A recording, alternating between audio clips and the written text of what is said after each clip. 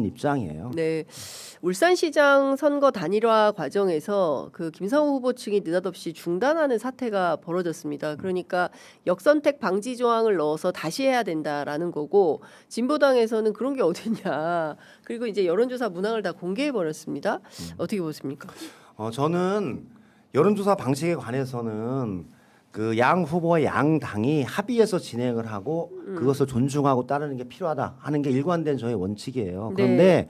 처음 여론조사 문항을 설계할 때 저는 제대로 하지 못했다라는 생각이 많이 들더라고요. 한마디로 민주 진영 후보의 단일화를 할 때는 네. 역선택을 방지하기 위해서 국민의힘 지지자들을 제외하고 그렇죠. 무당층과 민주당, 진보당 및 이렇게 우리 지지층에 의한 후보를 선출하거든요. 예. 근데 그것을 넣고서 조사를 진행해 버리니까 예. 왜곡된 형태로 나올 수 있는 거죠. 네네. 역선택의 문제가 있는 거죠. 그럼 처음에 그것을 예방을 했어야죠. 네. 그래서 저는 지금이라도 다시 원칙으로 돌아가서 예. 잘못된 부분에 관해서는 잘못한 사람이 사과를 하고 네. 새로운 원칙에 맞게끔 단일화 과정을 가는 게 우리가 그동안 20여 년간 연합 정치를 해왔던 기본 원칙과 방향에 맞다 그런 생각입니다. 일단 김상호 후보 측의 여론조사 담당자 실무진의 이제 협상 과정에서 룰 미팅 과정에서의 잘못이 있다면 그거는 실수로 인정을 하고 그 진보당과의 단일화 과정에서 진보당이 그 민주당의 제안을 받아서 다시 돌리는 것에 합의해야 된다 이런 주장을 하시는 거죠. 그렇죠. 저는 제가 보기에 합리적인 형태로 네. 사과할 것은 사과하고 네. 합리적인 합의 과정을 거치고 일반적인 민주 진보 진영의 예. 단일화 과정과 원칙을 잘 준수하면서 하는 게 필요하다 이런 예. 생각입니다. 지금 시간이 없어서 네. 가능할까요? 그러니까 지금 뭐 당장이라도 제가 보기에는 빨리 합의하면 가능할 것 같아요. 그리고 사전 투표 전에 하는 게 가장 좋은데 네. 그렇지 않더라도 본 투표는 남아 있잖아요. 네. 저는 우리는 마지막까지 최선화해야 되는 게 필요하다 이런 생각이 듭니다. 사전 투표 전에 하면 좋지만 이게 안 된다면 본 투표 그럼 사실상 이제 거의 그 절반 요새는 절반 한 거죠. 그러니까요. 사전 투표 하시는 분들이 그렇지만 절반이라도 저 의지를 분명히 보여주는 건 필요하다고 봅니다. 알겠습니다. 자, 제일 뜨거운 평택을 평택을과 부산 북구 갑이죠. 예, 얘기를 해야 될 것 같아요. 그럼 어떻게 해요? 네? 사실은 지금 평택을 같은 경우에는 그 저도 아침에 뭐 여기저기 막 취재를 해봤는데 민주당이 되게 힘들어하시는 것 같아요. 당원분들도 그렇고 의원님들도 그렇고 굉장히 곤혹스러워하는 것 같은데 어쨌든 다른 건 몰라도 그러니까 뭐 아이 장윤선 네가 취재 열심히 했으니까 네가 취재해봐라라고 추미애 당시 후보가 말씀하신 제가 취재했던 거는 땅 투기 의혹이고요. 저는 대부업 의혹을 취재한 건 아니었어요. 예. 근데 어쨌든 대부업 의혹은 이번에 처음 나온 거거든요. 차명 대부업 의혹. 이거는 민주당이 어떻게 받아들이고 있습니까? 저희는 일관되게 김용남 후보에게 얘기를 했어요. 왜냐하면 그 내용을 저희들이 몰랐거든요. 저희도 몰랐죠. 그걸 알 방법도 없었고. 어떻게 알겠어요, 저희가? 본인이 얘기하지 않으면 알 수 없는 사안이라서 저희들은 김용남 후보에게 대법 관련한 사안에 관해서 구체적이고 명확하게 소명하고 밝히는 게 필요하다. 네. 그런 일관된 원칙을 얘기를 한 겁니다. 예. 그럼 그에 따라서 김용남 후보가 얘기하고 거기에 대한 검증을 하게 되면 될 것이다. 네. 그게 민주당의 일관된 원칙입니다. 그러니까 이제 그 동생이 빚더미에 앉아서 이것을 떠안을 수밖에 없었다. 어쨌든 가족이 한 건 맞는 거잖아요. 뭐 그 상황은 저는 구체적인 사안은 사실은 잘 몰라요. 예. 그러니까 이제 부모님이 그 사이에 뭐 저게 뭐냐면 형제 자매의 관계, 예, 형제 그다음에 자매. 저 부모로부터 받은 여러 가지의 유산의 재산, 문제, 유산. 이 문제에 관한 관련 여러 가지 사안에 대해서 그 구체적인 사안을 저희들이 모르기 때문에 그래서 저희들은 김용남 후보가 그 문제에 관해서는 네. 조금 더 구체적이고 평택을 주민들이 이해할 수 있게끔 네. 소명하는 게 필요하다 그런 얘기를 하는 거죠. 그렇군요. 더 이상은 제가 보기에는 예. 저희들이 확인할 방법이 없어요. 자, 제가 오늘 아침 취재한 바에 따르면 황교안 그리고 유이동 두 사람 간의 단일화 가능성이 있다. 언제냐? 막판. 어떤 막판 사전 투표하기 직전. 그래서 금요일 오후 막판에 단일화 가능성이 있다라는 이야기가 나옵니다. 이렇게 된다면 평택을 선거는 어떻게 될까요? 저는 황교안과 유이동의 단일화는 크게 뭐 의미가 없다고 봅니다. 큰 변수가 되지 않는다. 평택을 선거에. 별 의미가 없다. 일단 유이동 후보가 3선이나 했는데 20%에서 30%가 뭐 그렇죠. 넘어가지 못한다는. 한마디로 이제 평택을에서 유이동 후보에 대한 평가는 끝난 겁니다. 그 정도였으면. 네. 한마디로 거기가 제가 경기도기 때문에 평택을 지역을 잘 알거든요. 그래요. 고덕 신도시, 뭐 팽성, 네. 안중, 예. 현덕 이렇게 예. 해서 예. 도농 복합 지역에 삼성 팩 공장이 들어오면서 예. 고덕 신도시가 구성이 된 지역이에요. 그리고 거기서 유동 의원이 네. 3선을 한 지역이에요. 거기에서 20대 중반 나온다는 거는 제가 보기엔 평가가 끝났다. 유이동에 대한 평가는 끝난 거다. 그래서 예. 단일화 자체가 그렇게 파급력을 가지고 예. 유이동을 끌어올리기에는 쉽지 않다. 그렇게 봅니다. 예, 단일화가 돼도 30%를 넘긴 어렵다. 단일화가 돼도 저는 3자 구도다 이렇게 보고 있습니다. 단일화가 돼도 3자 구도다. 네네. 그러면 지금 그 민주당, 조국혁신당, 진보당 이렇게 사실상 민주진보 진영이 셋으로 갈라져서 이제 그 격전을 벌이고 있는 상황인 건데요. 이 세 후보가 동시에 그러니까 이른바 이제 사자 구도가 됐을 때 결론은 어떻게 예측하세요? 우선 뭐 마지막까지 가봐야 되겠죠. 지금은 아무도 예측할 수 없는 그 접전의 상황으로 갈 것이라고 예측합니다. 네. 3자 구도. 예, 막판까지 단일화는 없다. 예, 예. 네. 현재까지는 없는 거죠. 예, 단일화는 없고 이대로 가면 3자 구도다. 3자 구도로 가는 거다. 네네. 그 진보당도 단일화에 응하지 않을까요? 민주당과 단일화가 가능성이 제일 높다라는 전망도 있던데요. 한다면 민주당과 할 거다. 진보당도 저는 단일화라기보다는 진보당은 항상 대의에 입각해서 정책 판단과 결정을 해왔고 네. 대선 때는 또 이재명 후보에 대한 지지 그리고 총선 때는 비례연합정당에도 같이 참여를 했지 않습니까? 정의당은 네. 참석하지 않았지만 예. 그래서 그 판단에 따라서 저는 정책적인 결단과 결정을 할 것이다 그렇게 보고 있습니다. 의원님께서는 지금 부산 북갑 보궐선거에 출마한 하정우 후보의 명예선대위원장을 맡고 계세요. 네. 부산에 몇 번 다녀오셨습니까? 여러 번 갔습니다. 어때요 분위기? 분위기는 사실은 전재수 국회의원의 영향력이 가장 크다라는 게 첫 번째고요. 두 번째는 한동훈이 왜 왔어에 대한 의문이 좀 있는 것 같아요. 네. 한동훈이 왜 북구에 왔을까? 예. 한마디로 한동훈은 보수 재건을 위해서 북구에 왔다는데 북구 사람들은 보수 재건이 아니라 북구 재건을 더 원하고 있어요.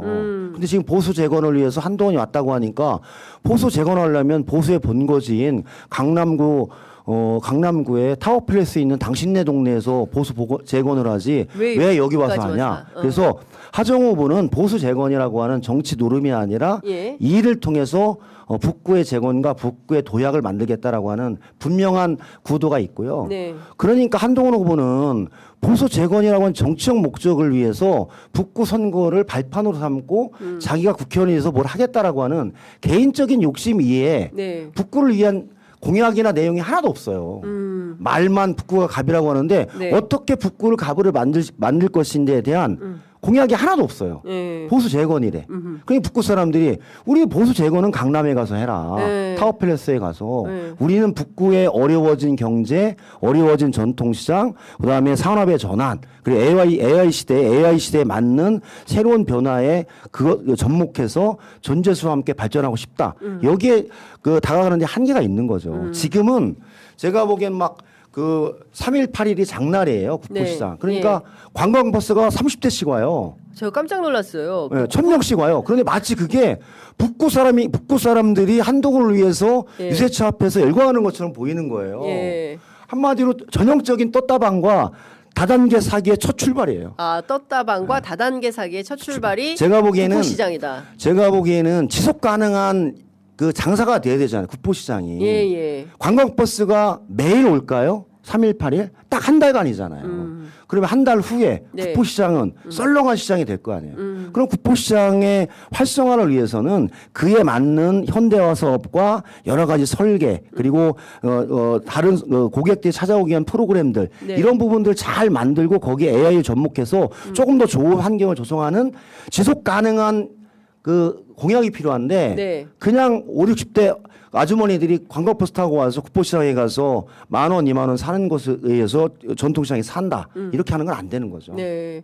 근데 엄청나게 많이들 오셨더라고요. 저도 국보시장에 저는 그래서 깜짝 놀랐습니다. 저도 깜짝 놀랐어요. 민심 투어 르포스로 갔는데 전부 그분들이더라고요. 어, 하얀 옷에 하얀 옷 입고 하트. 하얀 입고 저는 무슨 종교단체인 줄 알았어요 처음에. 관광버스 타고 오시는 분들이에요. 예. 그러니까 그러면서 그게 자발적으로 한다라고 하지만 결론은 유사 사무실 형태로 하얀 옷을 입은 사람들이 유사 사무실에 모여서 네. 조직적으로 사실은 교대하고 네. 장소도 움직이고 예. 그리고 계속 있으면 들킬 것 같으니까 예. A 지점에서 B 지점으로 B 지점에서 C 지점으로 옮기고 네. 그런 다음에 전체가 모이고 예. 이렇게 조직적이 하는 것은 제가 보기에는 이 불법 선거운동. 선거운동에서 금지하는 유사 선거 사무실의 형태가 예. 가장 농후하고 예. 심각한 문제라서 예. 저는 그 북부 선관위와 부산 경찰청은 빨리 압수수색해서 조사를 해야 될 것 같아요. 법을 그렇게 그 면도날처럼 지킨다라고 했던 한동훈 대표가 네. 이런 유사 사무실의 운영에 관해서 몰랐는지 지시했는지 네. 아니면 그 뒷 배우는 누군지 돈은 누가 댔는지 네. 제가 보기엔 그 동네 반경 100m CCTV만 다 확인해 보면 다 나올 것 같아요. 전북이 매우 시끄럽습니다. 네네. 김관영 전 지사 그리고 이원택 민주당 후보 간에 이제 격전이 진행되고 있는데요. 여론조사 상으로는 김관영 후보가 조금 앞서는 걸로 조사가 되고 있습니다. 어떻게 보고 계세요? 뭐가 문제입니까, 전북은? 일단 저는 전북 도민들께서 조금 언짢으신 것 같아요. 아, 한마디로 조금 더 좀 민주당이 세심하게 네. 배려하고 또 결정을 할 때도 네. 둔탁하지 않고 조금 더 유연하게 했으면 좋지 않나. 라는 그런 좀 아쉬움들이 배어 있어서 지금 김관영 후보에 대한 지지를 좀 하고 있다고 좀 봐요. 예. 저도 개인적으로 김관영 지사나 이원택 의원이나 다 친합니다. 그리고 김관영 지사가 국민의당에서 2022년에 입당을 해서 이재명 대통령 선거를 할 때도 저와 긴밀히 협의를 하면서 당에 입당을 했고 그런 다음에 경선을 거쳐서 22년에 전북지사 후보가 돼서 당선이 됐거든요. 그래서 저는 좋은 정치인으로 커나가길 원했어요. 네. 그런데 이제 이번 사건이 저도 원하지 않은 사안이 발생한 거예요. 한마디로 CCTV 영상에 대리 운전비가 상례적이었다고 하지만 현금을 나눠준 거 아니에요. 딱 찍혔기 때문에 그런 빼박이죠. 공직선거법상에 현금을 주는 기부행위가 명확하기 때문에 네. 공직선거법과 네. 당원 단계에서 우리들은 읍참마속의 심정을 할 수밖에 없는 조건이었다라는 거예요. 네. 그런데 이제 그 이후에 과연 제명이 올바랐느냐 이것은 약간 논의의 문제죠. 후보 자격까지 박탈하고 그런 다음에 재기회를 한번 줬으면 네. 어땠을까라는 그런 좀 얘기도 있었는데 근데 그때 단호하게 좀 대응을 했던 부분이 좀 있었던 거죠. 네. 그래서 그런 부분으로부터 오는 것이 있지만 그런 법적인 위배가 있었기 때문에 당으로서는 원칙대로 할 수밖에 없었다. 네. 그리고 경선에 따라서 이원택 후보가 됐기 때문에 네. 뭐 전북에 주요 현안이 많잖아요. 전북도 인구 소멸 지역이고 그래서 새만금의 현대자동차의 실조 투자 네. 그리고 문화관광산업에 대한 지원 그 여러 가지 산업들을 지금 하려고 하고 있지 않습니까? 네, 네. 근데 그런 부분들을 집권 여당의 후보로서 조금 속도감 있게 할 수 있게끔 민주당 후보가 네. 당선되는 게 네. 훨씬 더 전북 도민에게는 예. 결과론적으로는 도움이 될 것이다. 그래서 김관영 지사가 아마 합리적으로 판단하지 않을까 네. 그런 생각이 예를 들어서 들어요. 김관영 지사가 당선되면 선거법상 또 조사를 계속 받아야 되죠. 조사를 받아야 되고 선거 무효가 되면 재선거를 다시 해야 되는 상황이 뭐 그런 여러 가지 문제가 있어서 예. 저희들이 김관영 지사에 대한 뭐 개인적인 감정이 있어서 그런 건 아니고 그런 객관적으로 보이는 사실을 네. 어떻게 합니까? 공당이 그거를 공당의 무시할 수- 원칙이 있는 거죠. 그렇죠. 예. 네, 그런 부분에 관해서 전북도민들께서 좀 이해하시고 민주당 후보가 일할 수 있게끔 이번에 좀 도와주십사 하는 간곡한 호소의 말씀을 드립니다. 의원님께서 아까 말씀하신 두 명의 후보 있어요. 이를테면 지금 대구 달성군에 출마한 이진숙 후보 그리고 울산 남구 전태진 후보. 아니 민주당은 전태진 후보고 국민의힘은 이제 김태규 후보인데 저는 전태진과 박형룡밖에 기억하지 않습니다. 여하튼 전태진과 박형룡이 굉장히 붙어 있습니다. 네. 지금 보면 박형룡 후보하고 이진숙 후보도 박형룡 후보 41.7이고 이진숙 후보가 48.5. 그러면서 하는 얘기는 윤어게인도 범죄냐 뭐 이런 얘기를 하고 있고 울산에서는 전태진 38, 김태규 39.9 이렇게 붙어 있습니다. 네. 비상계엄을 섣불리 위법하다고 단정하기는 어렵다. 이런 주장을 하는 후보들이 이렇게 선전하고 있는 건데요. 이거 어떻게 이해해야 됩니까? 현재는 이제 뭐 대구라고 하는 지역에서 그런 지지를 받고 있지만 저는 박형룡 후보도 정말 5회 정도, 5, 6회 출마했었고 그 지역 경북대를 졸업해서 그 지역에서 정말 오랫동안 지역을 위해서 헌신한 후보예요. 아주 올곧은 후보죠. 그 전태진 후보도 울산의 학성고를 졸업하고 서울대 정치학과를 나와서 변호사로서 정말 어려운 사람들을 위해서 같이 봉사해왔던 변호사였어요. 김태규처럼 그렇게 방통이 나와서 그렇게 막 그 일방적으로 소리 지르고 하는 사람하고 질적으로 틀린 거죠. 그래서 저는 울산의 전태진처럼 울산의 대전환 시기에 네. 새로운 산업을 변화하자 울산은 사실은 어려운 시기가 됐거든요. 그런 사람을 한번 뽑아주는 것도 네. 또 달성에서도 이진숙처럼 뒤로 가는 후보가 아니라 네. 앞으로 가는 후보와 김부겸을 엮어주고 이재명 대통령이 일할 수 있게 도와주면 저는 더 큰 엔진이 될 것이다. 그리고 전 국회에서 김태규와 이진숙을 보는 거는 너무 힘들어요. 한번 좀 도와주세요. 국회에서 두 사람을 만나는 게 너무 힘들다. 네, 그 유권자분들께서 우리 의원님을 좀 도와달라라는 당부의 말씀 주셨습니다. 시간이 너무 많이 지나서 여쭤볼 게 너무 많아가지고 이것저것 물어보던 시간이 지났는데요. 끝으로 짧게 20초만. 7일 남았는데요. 민주당 어떻게 해야 승리할 수 있습니까? 지금부터 어떻게 해야 됩니까, 민주당? 민주당은 지금부터 국민의 눈높이에 맞게 정말 이재명 대통령이 만든 대한민국의 국가 정상화와 일 잘하는 지방 정부를 우리 후보들이 잘할 수 있다라고 하는 그런 확신을 가지고 마지막까지 성실하게 진실되게 절실하게 정말 국민들에게 말씀을 드리고 마지막까지 투표를 참여해서 좀 대한민국을 제대로 된 나라로 만들고 우리 지방정부가 제대로 일하는 지방정부가 될 수 있도록 같이 노력해 나가는 그런 자세가 필요하지 않나 그런 생각입니다. 네, 오늘 말씀 잘 들었습니다. 또 뵙겠습니다. 네, 고맙습니다. 고맙습니다.